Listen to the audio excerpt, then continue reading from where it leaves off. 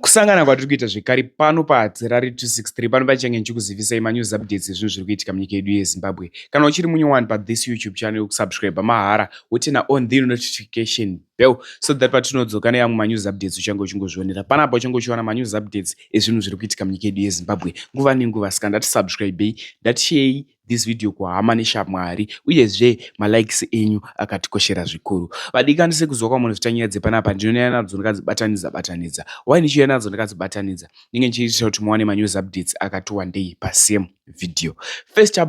First update inyaya yaCassandra Hove. Ndiani kwanombonzi Cassandra Hove? Cassandra Hove mushakabvu akatofa paanytime. Manda risati rakwana zvaro Cassandra Hove afa. Cassandra Hove akafa nenzira ipi? Kubulawayo kwainge kwanetsa marobhasi aya aitoshandisawo pfuti. Zvisinei, Cassandra Hove anga ari mutimu remaCID riya ende anga nechigaro ikoko. Saka paifamba nyaya iyi ainzi mupurisa. So Cassandra Hove akasarudzawo kuenda kunorwisa mbavha idzidzi nemapurisa nevamwewo vanhu vaida kunodzirwisa asi ari mapurisa echikadzi. Vaenda kunorwisa mbavha idzidzi, pakatanga kuchinjwana pfuti. Pachinjwana pfuti mbavha nemapurisa, Cassandra Hove akashudwa akafa. Ashudwa akafa, mapurisa akazivisa hama dzaCassandra Hove kuti aiwa ashudwa nembavha akafira paspoti, ende zviri kunzi vakadhileya kuudza hama dzaCassandra Hove. Vazoziviswa hama dzaCassandra Hove handi ainzi imbavha dzamushuda. Paakanoitwa postmortem, Cassandra Hove akawanikwa riri buleti reamwewo mapurisa ramushuda rainge rabva kutimu kwake. Zvisinei, hama dzakabva dzaziviswa izvi zvikanzi aiwa nehama dzaCassandra Hove, baba vemushakabvu ndo vakabuda vachiti aiwa, kana imi mati ashudwa neumwe mupurisa musungei, nekuti muZimbabwe ndo makatrenwa vanhu kubata pfuti chaizvo kwete zvekutamba. Ko pazoitika mistake yei yekuti umwe munhu anoshudha hama yake, anoshudha timu yake iri kusaidhi kwake, ende vari vese kusaidhi 1 voshudhana, hau chii chaitika? So nyaya yakataurika mastreets esocial media, ende pasina kupera nguva pabuda munhu anonzi Nomo Chisekwa. Nomo uyu abuda achiti chii? Nomo abuda achiti ndakauraya Cassandra Hove. Ende Nomo murume. Ipo patimu yakaenda kunorwisa mbavha paive nevakadzi chete. Zvisinei, vanhu vari kuita mutauro wekuti aiwa, hamusi here muri kuda kutsipika nyaya iyi mongotinyepera kuti ndiye akauraya munhu, ende makati mimi patimu rakaenda kunorwisa mbavha vakadzi chete. Ko murume uyu abva kupi? Vanhu ipapo vane mubvunzo. Vadika ndoda kuti titaure zvanofuka comment section kuti unoionawo sei nyaya iyi. So zvanoda kukuitira ika, da kusiyai muchiona video raNomo achipinda mumatare edzimhosva kuti atongwe nyaya yake. But vanhu vane mutauro pakuti imimi makati vakadzi vakaenda kunorwisa, ko uyu murume uyu akabva kupi? Ndo pane mutauro ipapo. Ndatimbone this video.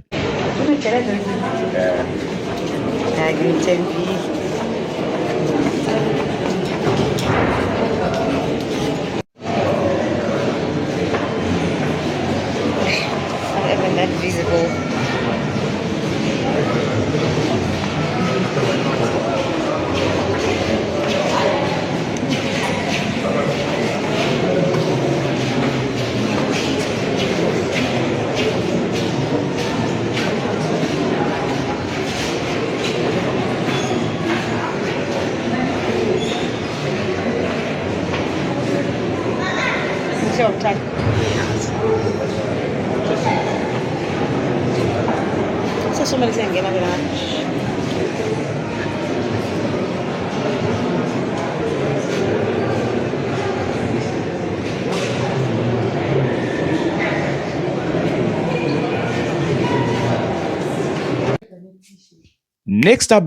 Next update inyaya yaScott. Scott aita sei? Scott tiri kuziva kuti ane timu yake inonzi Scotland.